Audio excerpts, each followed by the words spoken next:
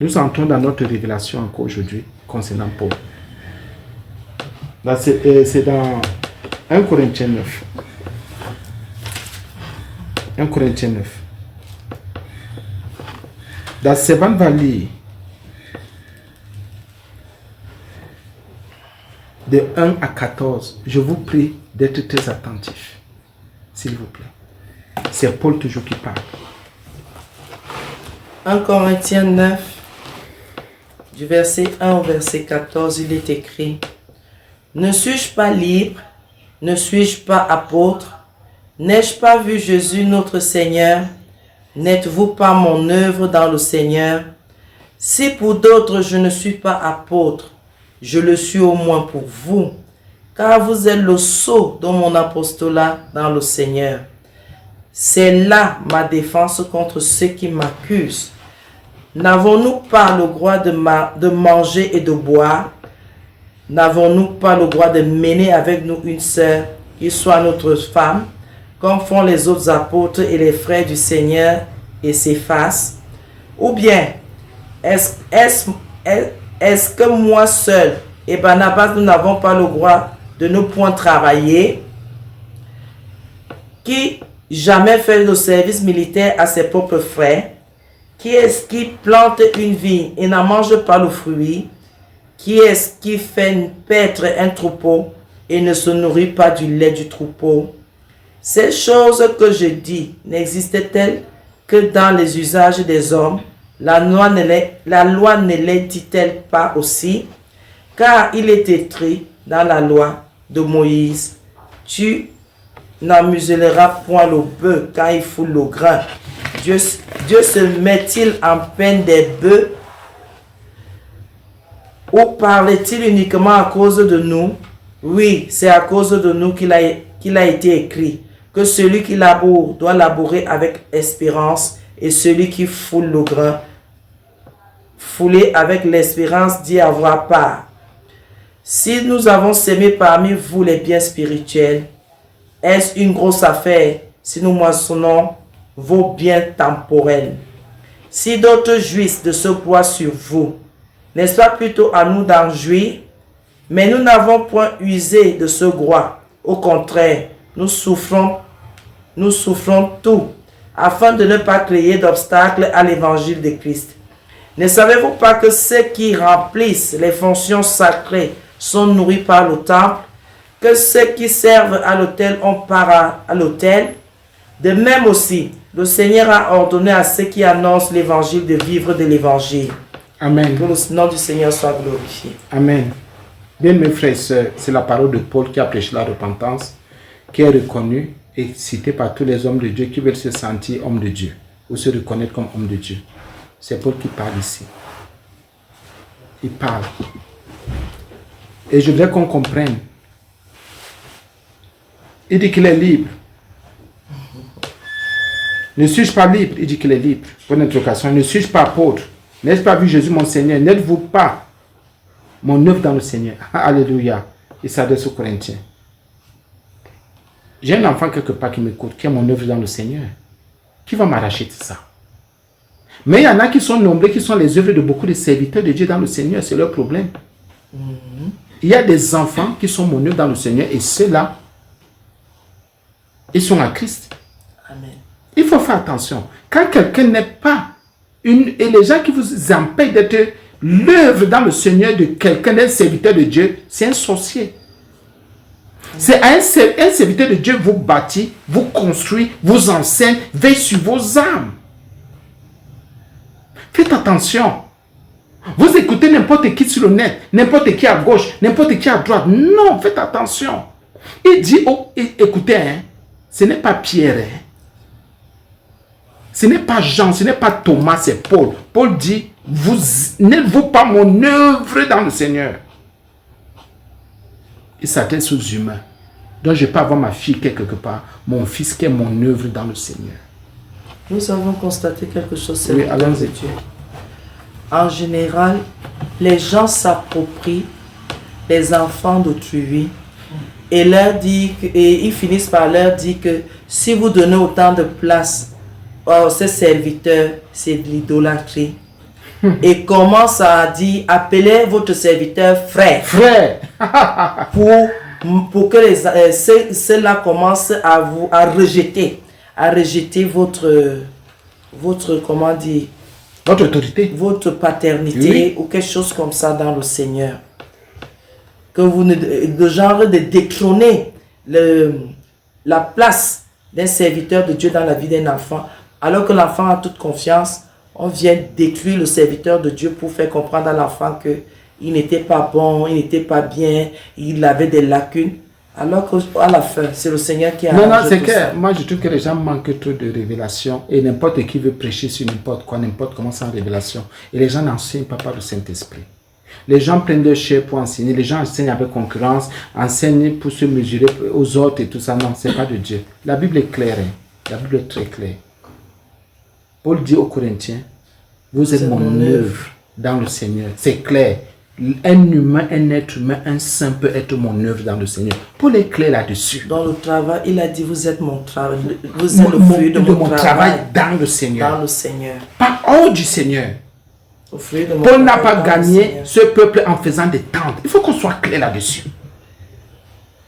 Au nom de Jésus, C'est en servant. Écoutez bien, écoutez un peuple de Dieu. Si en vendant la tomate, j'étais gagnant en vendant la tomate, je vais dire que c'est en vendant la tomate que j'étais gagné. Mais si c'est en prêchant l'évangile, je vais te dire que tu es mon travail dans le Seigneur, mon œuvre. Écoutez bien, Paul est clair, je vous en supplie. Paul est clair là-dessus. Mais si tu ne reconnais pas que tu es ton œuvre dans le Seigneur, et tu ne reconnais pas qu'un serviteur, tu es l'œuvre d'un serviteur dans le Seigneur, c'est ton problème si tu es ingrat, ça te regarde. Et Paul, il n'impose pas, il dit, voilà ce qui est, il continue. Écoutez, verset 2. Si pour d'autres je ne suis pas apôtre, je le suis au moins pour vous. Écoutez bien, on est en train d'entrer dans les finances, dans l'argent, dans les libéralités. Oh, on ne fait pas ceci. Écoutez, Paul commence comment dire, il commence à couper pour dire, je ne m'adresse pas à tout le monde. Je ne m'adresse pas à tout le monde. Je ne parle pas à tout le monde. Je parle à ceux qui sont mon travail dans le Seigneur, que j'ai gagné dans le Seigneur, mon œuvre dans le Seigneur. Je n'ai pas. Quand j'étais peut-être païen, je faisais tel travail. Ou bien le travail que je fais en tant qu'homme, tel fait en tant qu'homme d'affaires. Les gens qui gagnent en tant qu'homme d'affaires ne sont pas son œuvre dans le Seigneur. Il a gagné ces gens en tant qu'homme d'affaires. C'est différent. Donc, ceux qui ne ressortent pas ces différences, c'est leur problème. Il dit ceci. Si pour d'autres, je ne suis pas apôtre, il y en a qui disent que je ne suis pas serviteur de Dieu. Je le suis au moins pour vous. Que quelqu'un suive bien mon regard et suive bien ce que nous disons aujourd'hui et ce que Paul a dit. Paul dit quoi? Si tous les autres me calomnient, vous ne pouvez pas me calomnier. Si les autres disent que je ne suis pas serviteur de Dieu, vous qui êtes mon œuvre, vous savez ce que le Seigneur a fait. Écoutez, soyons propres là-dessus. Il dit, je le suis au moins pour vous. C'est pour ça que quand quelqu'un s'attaque à ton pasteur, s'attaque à tu sais que tu es l'œuvre dans le Seigneur d'un serviteur de Dieu. On s'attaque à ce serviteur de Dieu. Tu sais que c'est lui qui t'a enseigné, c'est lui qui t'a bâti, c'est lui qui prie pour ton âme. Tu laisses carrément, non. On dit à cette personne, au moins pour moi, il est apôtre. Au moins pour moi, il est serviteur de Dieu. Au moins pour moi, il est mon papa. Arrêtez un peu ça. Arrêtons d'être ingrats, de rejeter les serviteurs de Dieu. Il dit, je le suis au moins pour vous. Car vous êtes le sceau, oh mon Dieu, la marque, la présence, l'impact de mon apostolat dans le Seigneur. Pour prêcher l'évangile. Amen. Donc il y a des hommes qui sont le sceau, la marque des êtres humains, qui prouvent que voici un serviteur de Dieu. Voici un serviteur, voici une servante. C'est là ma défense contre ceux qui m'accusent. Bien aimé, ce n'est pas aujourd'hui. Paul dit, qui m'accuse, on accusait Paul. Il dit donc, n'avons-nous pas le droit de manger, de boire? C'était interdit. On ne voulait pas que Paul mange et qu'il boive. Or, il dit, mais comment? Si j'enseigne des gens, si je gagne des gens, s'il y a des gens qui sont mon œuvre, si vous êtes mon œuvre, pourquoi vous ne voulez pas qu'ils mangent, que je boive? Bon, on ne parle pas d'ivrognerie ici. N'avons-nous pas le droit de mener avec nous une sœur qui soit notre femme, comme le font les autres apôtres? Ce n'est pas pour dire que Paul était déjà marié ici, comme c'était aime souvent déformé. Mais Paul dit, attention, je marche aussi, je suis souvent avec Tite, je suis avec tel ou tel ou tel. Ce n'est pas un péché. Ce n'est pas toujours là le problème, on continue. Ou bien est-ce moi seul et Barnabas, nous n'avons pas le droit de ne point travailler. Ça, c'est travailler à l'œuvre. De ne point faire l'œuvre de Dieu. De ne point prêcher. Qui jamais fait le service à ses propres frères? Qui? Paul dit aux Corinthiens, qui fait le service à ses propres frères? Qui, bien-aimés frères et sœurs? Qui a déjà fait un service? Si tu fais un service à tes propres frères, ça veut dire que tu es en train de violer la parole de Dieu. Tu ne peux pas progresser, prospérer. Et tu vas embrouiller les gens. Tu es en train de tuer les gens. On ne fait pas un service à ses propres frères. Écoutez très bien, c'est propre. Hein? Service militaire. Oui, bien sûr, service militaire. C'est un exemple. D'accord. C'est un exemple, bien sûr. Bien sûr, bien sûr. Qui jamais fait le service militaire à ses propres frères? Bien sûr. Pour dire quoi, quand on va au service militaire, ce n'est pas toi qui te nourris.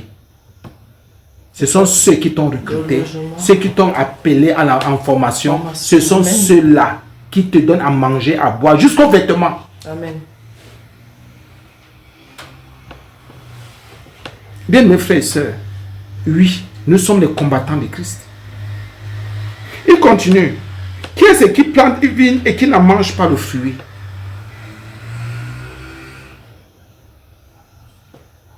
Pourquoi vous voulez que les gens soient hypocrites? Ceux qui ont on appelle ça comment? Les chrétiens virtuels, c'est leur problème. Même les chrétiens là donnent de l'argent. On les entend dire la limite du satellite, c'est bientôt. Ils en donnent.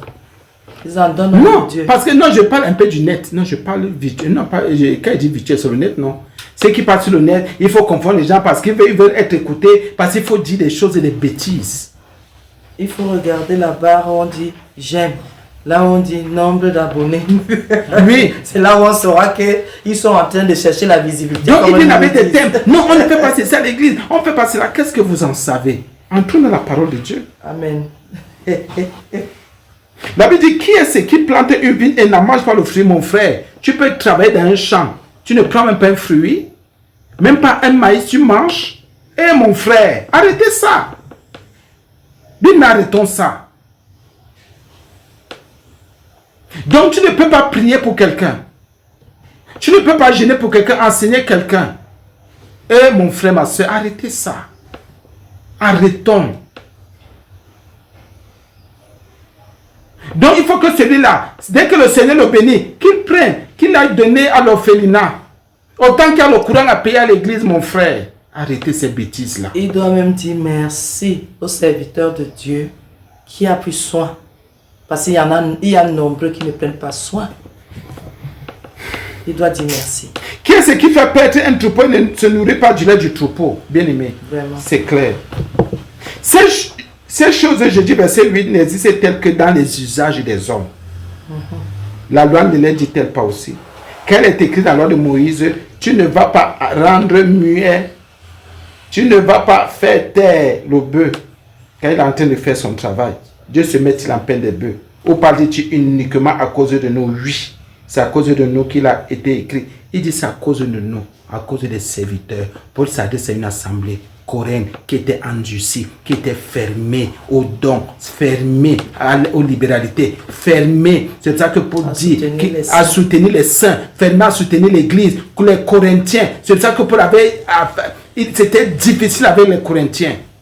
Aujourd'hui, ce sont les autres qui vous rendent difficile, qui vous rendent compliqué. Parce que vous écoutez n'importe qui et n'importe quoi. Je confesse, vous écoutez des gens qui ne peuvent même pas rassembler physiquement deux personnes. Vous ne pouvez même pas écouter, vous n'écoutez même des gens qui partent derrière le net. Quelqu'un se met seulement derrière un téléphone. Il commence à raconter des bêtises.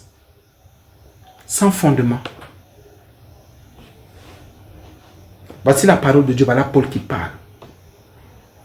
Prenez ces versets de nos gens. À ces gens, vous allez voir comment ils vont commencer à balbutier, à tourner la bouche. Il dit ceci. Oui, c'est à cause de nous qu'il a été écrit que celui qui laboure doit labourer avec espérance et celui qui foule le grain, fouler avec l'espérance d'y avoir part. Je suis en train d'arriver. Si je te prêche, il faut que j'espère que tu vas changer, que tu es sauvé.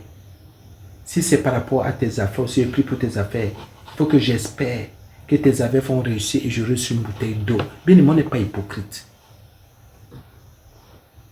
Si tu es malade, je vais prier pour que tu aies la bonne santé, sachant que tu vas bien.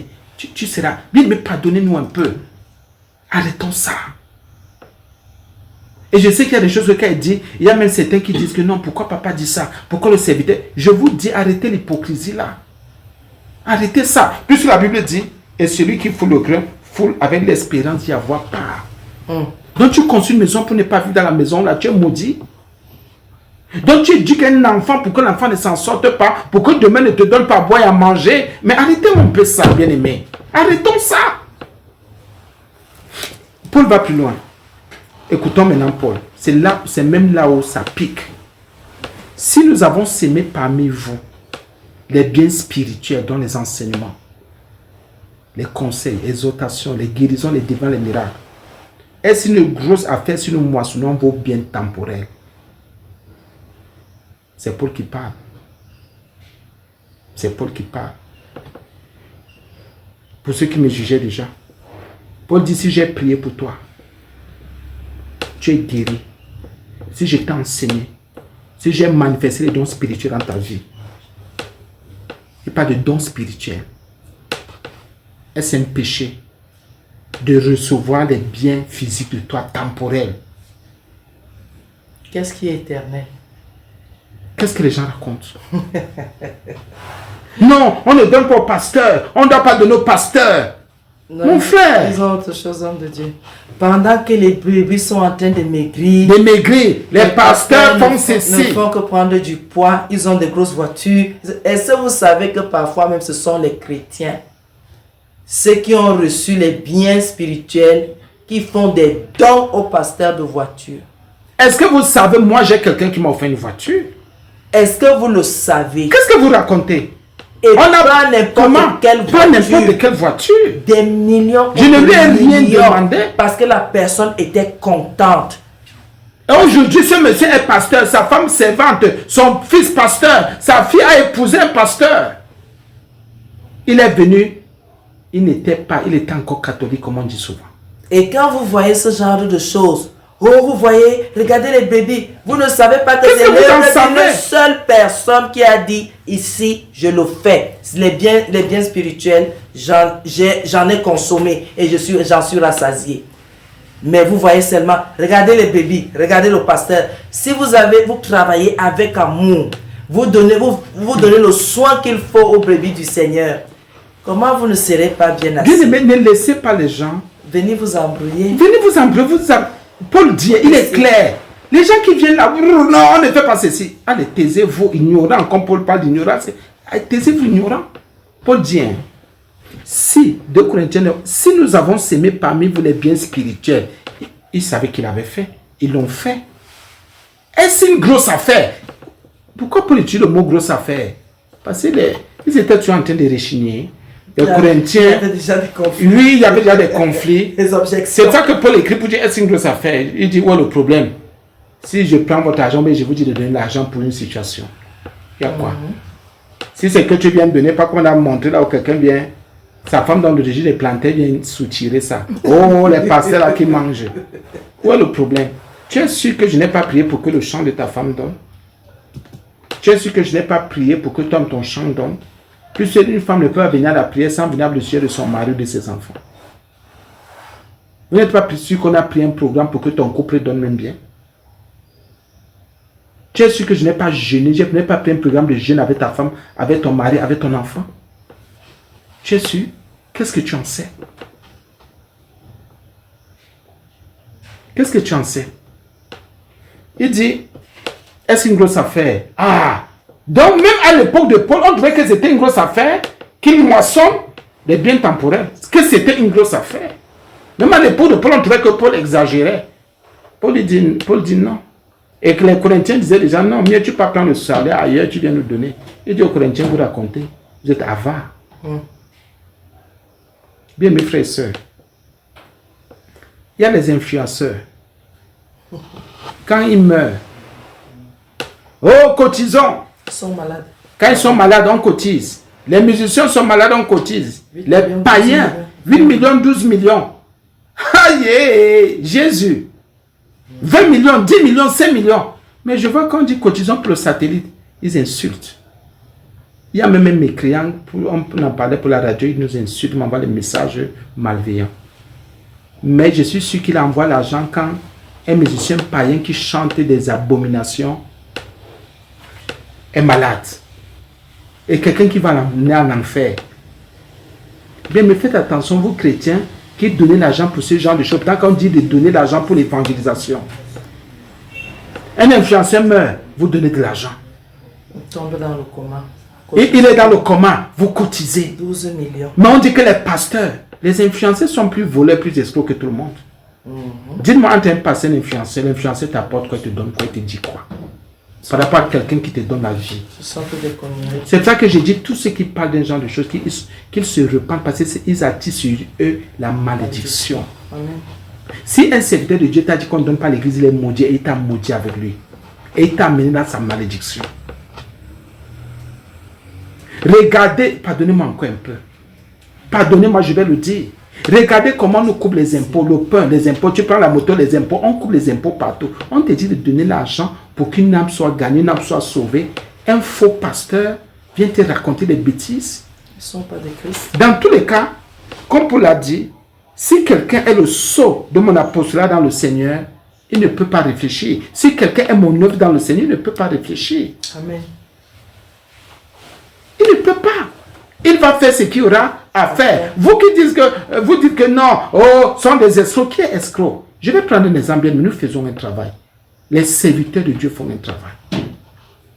Je ne parle pas de ceux qui vendent. Non. Je ne parle pas de ceux qui font des trafics. Non. Ceux qui vendent à l'église ne sont pas serviteurs de Dieu. Ce sont des commerçants. Il ne faut pas confondre. Bien-aimés, frères et sœurs. Hey, non, c'est un voleur. Non, c'est un bandit. Mon frère, ma soeur. Et c'est pour cela que, et ce sont ces pasteurs-là qui font à ce que certains enfants de Dieu nous manquent de respect. Les enfants qui ont été le sceau de notre apostolat. Je vais vous prendre l'exemple de, entre guillemets, d'une fille qui était, elle était l'une de nos filles. Je vais prendre cet exemple. Elle arrive à l'église, elle n'est même pas entrée dans les eaux du baptême. Le Seigneur la touche, entre guillemets, elle entre dans les eaux du baptême. Elle a déjà un enfant. Il y en a qui vont la reconnaître. Son mari en Europe. Enfin, le père de son enfant en Europe. On est au début du ministère. Elle vient. Maintenant, il vient, il part. Il se marie. Or, le Seigneur avait bien donné la direction. Comme tu vas là, ne te marie pas. Et elle est passée avec un enfant. Avec l'étude de famille, comme vous savez. Ah, laissez-la. Il dit quoi? Elle s'est mariée. La galère a commencé. Deuxième enfant. La galère continue. Le gars rentre en Europe. Parfois, il envoie. Bien, mes frères et sœurs. Bien aimés frères et sœurs. Elle a commencé à vendre les bonbons. Elle s'est battue. Elle a sa grande sœur et son beau-frère, donc l'époux de sa sœur qui soutenait terriblement. Bien, mes frères et sœurs. Elle était dans la galère. Elle faisait ses bonbons pour vivre, pour s'en sortir. Elle avait, je crois, un certain diplôme. Elle ne s'en sortait pas. Le mari envoyait l'argent, paye le loyer, fait ceci. Elle était à l'église. À un moment donné, l'église soutenait comme il fallait soutenir. Écoutez bien, baptisé à l'église, je vais parler comme les autres, marié même, entre guillemets, sachant que le Seigneur avait dit non. Bien, mais le Seigneur, une porte s'ouvre. On prie pour elle, et elle les suivi. Hein. Pour elle et ses enfants, elle les suivi, on prie pour elle. Une porte s'ouvre. Écoutez bien, la porte s'ouvre. Un frère vient me dire, serviteur, on veut des dossiers quelque part. Parce que avant mon examen, on dit, mais il y a telle soeur qui souffre beaucoup. Ce n'est pas bon avec ce que son mari fait. Bien aimé, la soeur est recrutée. Elle a 250 000 francs de salaire. 250 000 francs de salaire. Cette soeur travaille jusqu'à aujourd'hui. Aujourd'hui, même elle a un chauffeur dans l'une des voitures de l'entreprise. Elle a aussi une voiture costaud. Mais nous calomnie. Écoutez bien. Parce qu'elle est allée écouter je ne sais quel pasteur qui lui a dit je ne sais quoi. Écoutez bien. Elle me calomnie la servante. Elle calomnie l'église. Pourquoi? Parce qu'on a dit sanctification. On a dit sainteté. Je vous dis, quand j'étais au courant de son salaire, je vous dis, au début, c'était 250 000. Elle continue à travailler. Si cette porte n'avait pas été ouverte, si la servante et moi, nous étions des personnes cupides, bien mes frères et sœurs, nous-mêmes, on pouvait aller travailler. Nous-mêmes, on pouvait aller travailler. que soit la servante, moi, on avait les diplômes de qui? Les diplômes qu'il fallait. On pouvait aller prendre ce boulot. On pouvait aller prendre ce travail. Ou chercher quelqu'un de notre famille. Oui, ou quelqu'un de notre famille rentrer dans le monde. Oui. Je pouvais aller chercher l'un de mes neveux, l'une de mes nièces, quelqu'un comme ça. Mais nous avons regardé à l'église. Qui a enrichi l'autre alors? Mais aujourd'hui, nous calomnie. Incapable de donner une offrande à l'église et de penser que le Seigneur a suscité des gens et par ce canal, il a été béni. Elle n'a même jamais fait une surprise aux gens que je viens chez vous dire, hey, vraiment, ça fait plusieurs années, le Seigneur vous a touché. C'est plutôt la calomnie. Je suis sûr qu'elle est, et en dehors de son péché, elle est allée écouter quelqu'un qui l'a peut-être détourné. Bien, mes frères et sœurs, dites-moi alors maintenant, dans ce cas-là, s'il y a 20, 30 personnes comme ça, et sur les 30 personnes, il y en a ne serait-ce que 10 qui disent, moi je suis le sceau de votre apostolat dans le Seigneur. Amen. Bien, mais c'est normal qu'un certain serviteur de Dieu se sente bien et que certaines choses marchent. Mais si sur 30 personnes, il y a 20 qui disent, je suis venu profiter de l'église, cela ne demande jamais au niveau des antennes, hein, pour dire j'ai abusé des serviteurs, j'ai abusé des l'église, j'ai abusé des prières, j'ai abusé même le temps. Et c'est vrai, à un moment donné, on n'arrive même pas à dormir. À un moment donné, on n'est même pas debout parce qu'il faut prier, il faut veiller, il faut prendre des programmes et tout ça. Bien, c'est un exemple que je prends. Et il y a des fois où elle voyage, elle monte à gauche, elle voyage, elle va à droite. Bien, mes frères et sœurs. Mais aujourd'hui, ça bouche. Parce qu'elle est allée écouter, je ne sais quel faux serviteur de Dieu. Je compense faux. Bien, mes frères et sœurs. Et alors maintenant, ce que les autres appellent le droit de l'onction, ce n'est pas le droit de l'onction, c'est le droit du prédicateur, le droit de l'évangile. Parce qu'il y en a qui utilisent mal ce mot. C'est dans la Bible, c'est dans la Nouvelle Alliance, ça se dit. Il y a le droit, user du droit de prédicateur, user du droit de l'évangile. Oui! Les gens disaient que ça n'existe pas, c'est écrit. Paul a dit. Si lui l'a dit, moi je ne voudrais pas user de ce droit. Lui n'avait pas de femme, n'avait pas d'enfant. Tout ce qui le concernait, il fallait donner aux pauvres. Il faut qu'on soit vrai. Il n'avait pas de loi à payer, sauf quand une fois il allait à, c'était en Espagne, qu'il a pris un studio. Et il a fait, si c'est combien de temps là-bas en Espagne, je crois que c'était si c'est 2 ans, quelque chose comme ça. Et c'est là où il recevait les gens. La Bible dit, d'autres jugent de ce droit sur vous. Donc ça veut dire que malgré tout, les Corinthiens avaient été endurcis envers Paul. Écoutez bien, endurcis envers Paul. Ça veut dire qu'il y a d'autres serviteurs qui venaient prêcher à Corinthe et qui jouissaient du droit de la prédication de l'évangile. Qui usaient, si vous voulez, de ce droit-là. Si d'autres jouissent de ce droit sur vous, n'est-ce pas plutôt à vous d'en jouir? Ah oui, vous pouvez et vous devez en profiter. Mais nous n'avons point usé de ce droit. Paul dit, s'il y a un profit, c'est à vous. Aussi, c'est que Paul dit, que même si les biens spirituels sont sémis, vous pouvez aussi moissonner les biens temporels. Parce que si on prie pour toi, on te prêche, on t'enseigne, c'est normal, il y a un mouvement dans ta vie spirituelle et qui produit des choses aussi temporaires. Ça veut dire ici que si on a prié sur toi, c'est normal que tu produises des choses temporaires. Même si ce n'est pas pour donner au pasteur, c'est normal. Mais on voit des enfants de Dieu, on prie pour eux, mais qui ne produisent rien de temporel. Paul est clair dans ce qu'il dit. Au contraire, nous souffrons tout afin de ne créer d'obstacles à l'évangile, de ne pas créer d'obstacles à l'évangile. Et il dit ceci, Ne savez-vous pas que ceux qui remplissent les fonctions sacrées sont nourris par le temple? Paul dit que ceux qui font comment? Il y a le mot remplir les fonctions sacrées. Ce n'est pas tout le monde qui remplit les fonctions sacrées.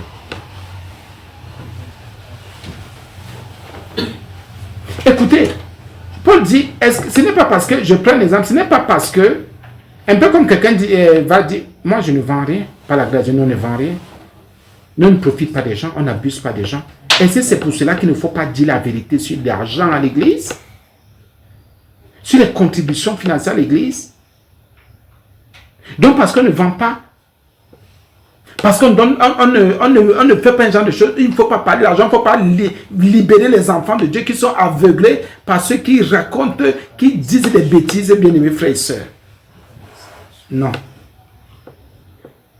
Ne savez-vous pas que ceux qui remplissent les fonctions sacrées sont nourris par le temple? Qu'est-ce que vous appelez alors fonction sacrée? Ce qui est sacré, c'est ce qui appartient à Dieu. Donc il y a des fonctions qui appartiennent seulement à Dieu, qui sont seulement au service de Dieu. Écoutez bien, on dit fonction. On dit fonction. Et certains sont en train de dénigrer cette fonction. Plus l'apôtre Paul dit, la Bible dit qu'il y a des biens spirituels qu'on peut s'aimer en quelqu'un. Donc c'est celui qui est commerçant, celui qui est dans les affaires, dans ceci, cela. Puis mais arrêtons un peu ça. Et aujourd'hui, les gens sont en train de dénigrer ce qu'on appelle la fonction sacrée, ou les fonctions sacrées. Et les aveugles vont vous dire, non, qu'il n'est pas travailler. C'est un travail, ça, c'est un travail, mon frère, ma soeur. Amen. Si être influenceur est un travail, prêcher l'évangile est un travail. Un très grand travail. Un grand travail encore. Si un influenceur peut gagner des millions, payé par Google, Dieu est plus, notre Jésus-Christ est plus riche que Google, plus riche que Facebook. Et les chrétiens sont plus riches que Google et que Facebook. Si vous pouvez donner des argents aux influenceurs, si vous pouvez aller dans les boîtes de nuit, aller dans les cabarets, vous pouvez faire les coutumes, donner de l'argent pour les coutumes, donner de l'argent pour les cotisations des crânes. Si vous pouvez participer aux funérailles, ça veut dire que vous pouvez faire l'œuvre de Dieu. La Bible dit qu'il y a rempli les fonctions sacrées, on les remplit. Ceux qui remplissent les fonctions sacrées sont nourris par le temple. Vous n'êtes pas d'accord avec ça? Dites-moi un peu, et écoutez un peu, écoutez. Je vais prendre un exemple. Les professeurs d'université font quoi? Les professeurs de lycée, collège font quoi? Je ne dénigre pas leur fonction ou leur profession. Je ne vois pas ce qu'ils font parce que ça ne vaut pas la peine de dire qu'on est professeur à l'université et qu'on soit dans un désordre bizarre ou professeur de plaies ou je ne sais plus trop quoi, ce sont des histoires. Je dis, si vous ne voulez pas vous-même chrétien revaloriser ou bien valoriser, ou bien donner de la valeur, donner de la force aux fonctions sacrées, à ceux qui remplissent les fonctions sacrées, les païens vont toujours venir, les faux pasteurs, ceux qui se sont infiltrés, vont toujours venir mettre la confusion dans vos cœurs. Ils vont mettre la confusion dans vos cœurs. Bien mes frères et sœurs, la Bible dit qu'il y en a qui remplissent les fonctions sacrées. Il y a des fonctions qui appartiennent seulement au Seigneur. Et ceux-là sont des consacrés. Depuis quand être intercesseur a été une fonction. Moi, je suis une fonction. C'est depuis venir même une fonction publique. Plus que quelqu'un pour faire passer, un ministre pour faire passer ces choses, ou un intercesseur. Un intercesseur, un influenceur. L'influenceur commence à parler de politique. Il faut renverser quelqu'un, ternir la réputation. Mais la réputation de quelqu'un. On donne de l'argent aux influenceurs. Aux influenceurs. Et je suis sûr que si on dit, on a un pasteur là qui ne se sent pas bien, on dit aux enfants de Dieu, allez, ouvrons une quête. Il y en a qui vont nous envoyer les messages plutôt pour nous insulter. Mais quand les influenceurs Les pédés, là, les homosexuels, là, ont un genre de problème, ils cotisent vite. Oui, bien le monde demande l'argent à l'église. Oui, bien le monde doit collecter. Oui, bien le monde doit soutenir les pauvres. Oui, bien le monde doit payer le Coran. Oui, bien le monde doit payer le loyer. Oui, bien le monde doit soutenir les pasteurs et les serviteurs de Dieu, les vrais. Ceux qui sont dans ces choses-là. Je voudrais faire une parenthèse. Oui, allons-y. Je n'ai rien contre une église particulière.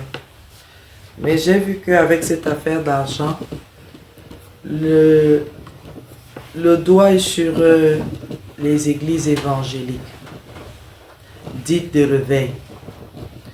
Mais je veux juste faire, vous allez vous retrouver dans, chacun va se retrouver au niveau où il faut. Est-ce que vous savez que quand on donne le dernier du culte dans une église, c'est l'argent?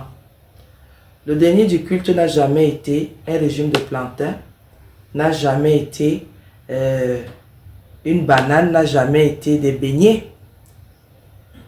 Et je me suis rendu compte, par exemple, quand on veut se marier et qu'on n'a pas été très assidu sur son dernier du culte, c'est en ce moment-là qu'on te rappelle, on te demande ta carte de baptême. Et là, il y a même déjà des cartes qui montrent que, que tu donnes. Que tu donnes. Et si tu n'as pas de carte, c'est à celui que l'église que tu fréquentes là, qui va maintenant évaluer de te dire, par an, si ça fait 10 ans que tu n'as pas donné, donc tu peux donner, le dernier du culte peut te revenir à 25 000 francs par an.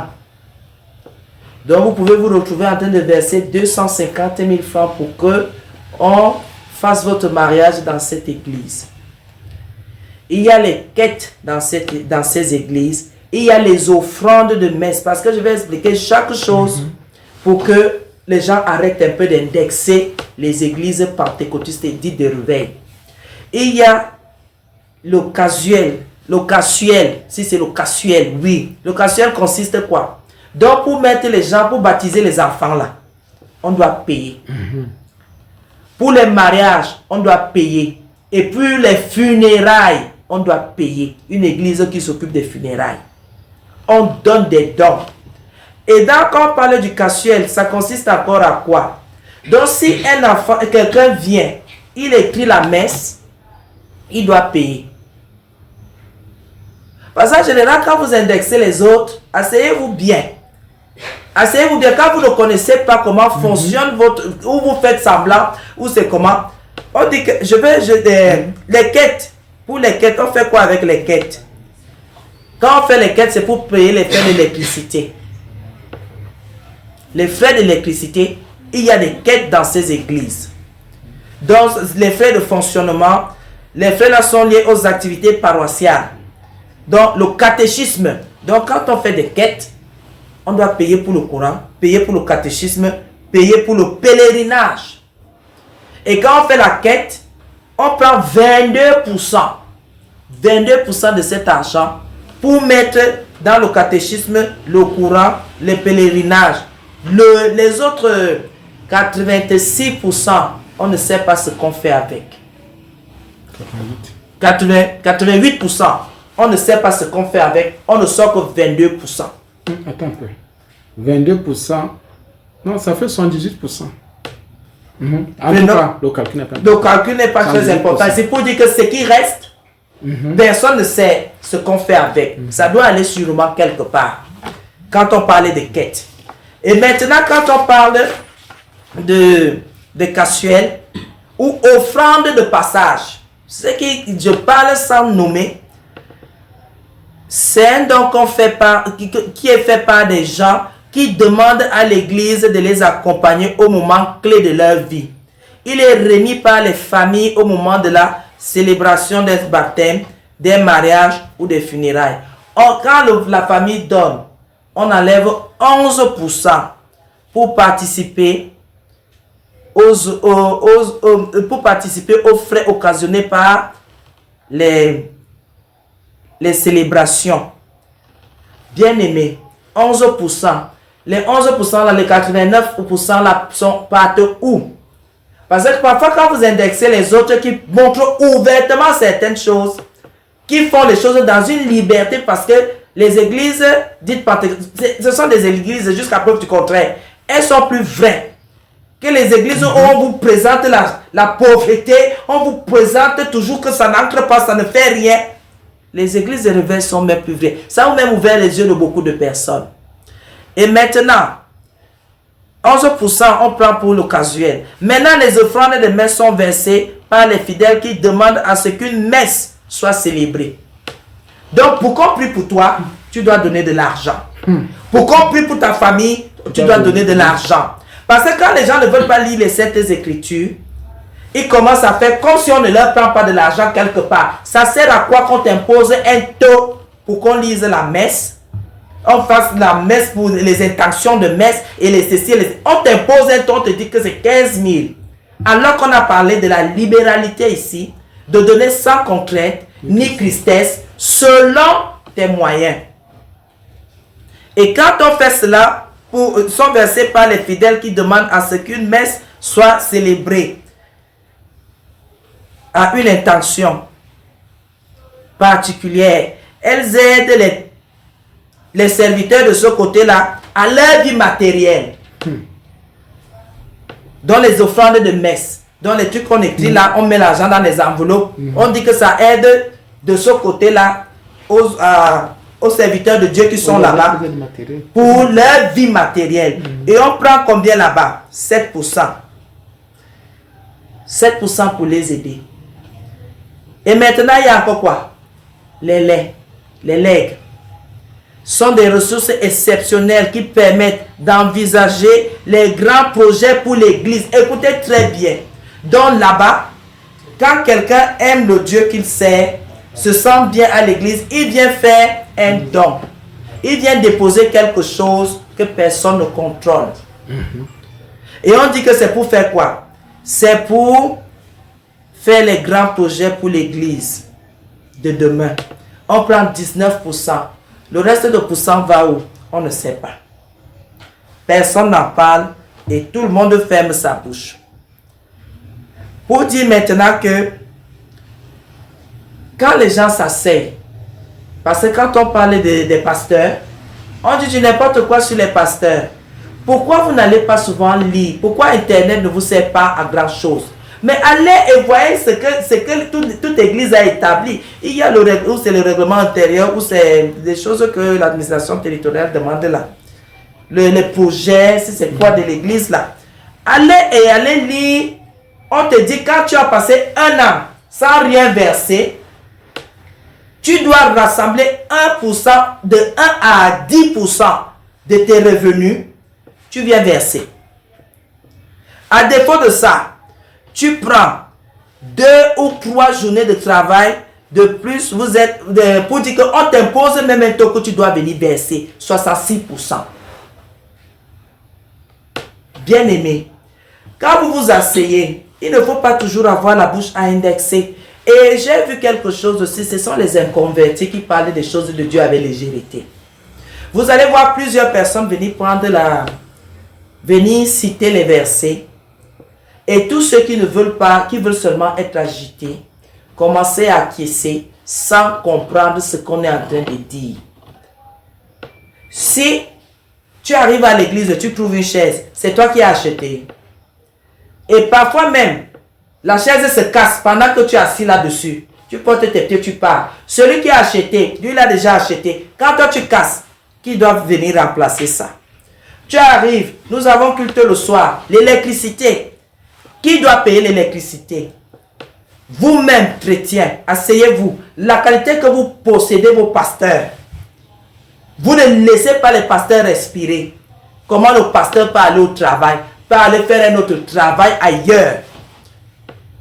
Dites-moi un peu. On va le licencier à chaque moment. On va le licencier à chaque moment parce que quand une brebis a des problèmes, elle ne regarde pas que le pasteur a une vie. Le pasteur peut se reposer. Le pasteur peut être fatigué. Le pasteur peut même avoir une crise de palu. Les bébés ne regardent pas ça. Et quand on dit non, en plus de ça, et quelque chose aussi que les gens disent, hommes de Dieu, les pasteurs n'ont pas fait d'études. Les choses de Dieu ne sont pas sur les études physiques. Il s'agit du Saint-Esprit. Et même si quelqu'un te donne une révélation venant du Saint-Esprit, en disant que je l'ai dit, que je lui ai vu, ça ne change pas le fond de ce que la personne va te dire. Ça ne change pas le fond. Que quelqu'un dit que je lui ai vu en train de faire la sorcellerie, c'est la sorcellerie qui est importante, ce n'est pas de je lui ai vu ou je lui ai pas vu. Je l'ai dit que ce n'est pas ça le problème. Il ne faut pas nous distraire dans les choses inutiles. Alors qu'il y a les exorcismes d'un côté qu'on paye, il y a les incantations qu'on peut écouter un peu. Et si ce sont toujours les pasteurs évangéliques dans les églises de réveil qui viennent contredire les autres pasteurs, écoutez tout simplement que le diable a infiltré les églises évangéliques, les églises de réveil, parce que la liberté, comme la Bible le dit, certains sont entrés pour épier, et ils ont même aussi, ils envient même la liberté que nous avons de parler en langue, de dire les choses de Dieu aussi, avec une simplicité aussi qui les offense même. Comprenez que certains viennent maintenant relever seulement des petites choses, et quand vous n'avez pas les Saintes Écritures, vous n'avez pas lu la Bible, vous serez scandalisé. Vous allez voir un docteur. Ce n'est pas le docteur qui vous soigne. Non, le docteur vous fait une prescription, ce n'est pas lui qui vous donne les médicaments, ce n'est pas lui qui a fabriqué les médicaments là. Un homme de Dieu. On va voir le docteur pour qu'il diagnostique, qu'il s'imagine un peu ce que ça peut être pour qu'il nous propose des médicaments. Et parfois, on paye la consultation pour voir le médecin. Mais dès qu'on arrive chez le pasteur ne demande pas de payer la consultation. Ça, non. Mais il dit que ce ne sera pas une mauvaise chose si tu penses que tu dois faire une action de grâce librement, parce que tu trouves que le service a été bien rendu par la grâce de Dieu. Je ne sais pas ce qui scandalise les gens là-dedans. Quelqu'un est même venu me voir un jour. Il y a une famille qui cherchait quoi? Les sœurs qui cherchaient leur sœur. Alors que leur sœur était à charge à l'église. Parce que vous savez que vos familles vous disent la vérité. Que vos sœurs, vos frères, vos mamans, vos papas qui viennent à l'église, qui vous disent la vérité. Parce que je suis aussi en train de... Je veux le clamer haut et fort. Que les gens vous disent la vérité. Qu'ils soient vrais avec vous. Vous abandonnez vos papas, vous abandonnez vos mamans, vous abandonnez vos fils, vous abandonnez vos filles qui viennent s'accrocher sur les pasteurs. Les pasteurs doivent faire quoi? Ils doivent manifester la bonté de Dieu. Ils doivent montrer à vos parents là, à vos papas, vos mamans, vos frères et sœurs que Dieu est bon. Ils recueillent vos enfants. Ils recueillent vos parents, ils s'en occupent 5, 10, 15 ans. Et un beau jour, parce que tes enfants ont commencé, ils sont déjà un peu forts, ils viennent insulter les pasteurs. Il faut souvent dire la vérité aux gens. Que vos parents ont été à charge à l'église. Que vos enfants ont été à charge à l'église. Que le pasteur a pris chez quelqu'un qui était bien nanti. Quelqu'un qui a compris quelque chose, il a pris là-bas pour scolariser ton enfant. Il a pris là-bas pour nourrir ton enfant, ton parent, ton papa, ta maman. Il a pris là-bas.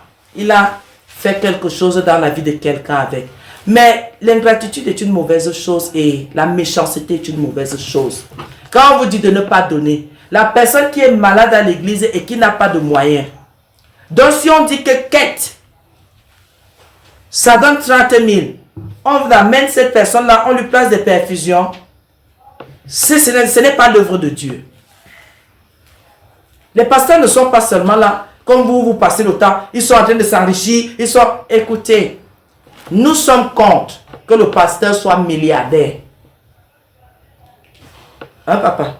Nous sommes contre que le pasteur n'a pas besoin d'avoir des milliards. Mais si les brebis veulent enrichir leur pasteur, on va les empêcher. Comment?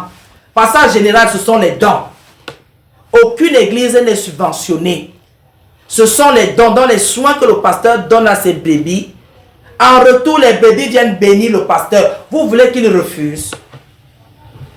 Si les brebis... J'ai même vu dans toutes les églises, on ouvre les voitures aux serviteurs de Dieu. Dès que le peuple est content, le peuple cotise, le peuple va chercher une voiture. On vient même vous sonder un peu pour dire que s'il faut même vous donner une voiture. Oh, pasteur, vous aimez quoi? Vous ne comprenez pas, dire, oh, le jour que j'aurai une voiture, j'aurai ceci. Vous ne savez pas que les gens ont déjà pris Ils sont en train de préparer quelque chose pour vous. Quand la voiture arrive, ceux qui ne connaissent pas l'histoire, dès qu'ils vous voient là-dedans, vous voyez, pendant que les bébés sont en train d'aller à pied sous la pluie, dans la boue, le pasteur est en voiture, sans savoir que parfois, c'est un don. C'est que les enfants sont contents de l'amour que le pasteur a manifesté dans leur vie, des attentions, et ils ont fait un don. S'il vous plaît, il y a beaucoup de choses dans beaucoup d'églises que vous ne comprenez pas seulement, vous ne pouvez pas bien discerner. Mais si on commence à entrer là-dedans, vous allez vous rendre compte qu'il n'y en a pas une pour acheter l'autre. Et nous toutes là, toutes les églises là sont dans la parole de Dieu. Soyons bénis.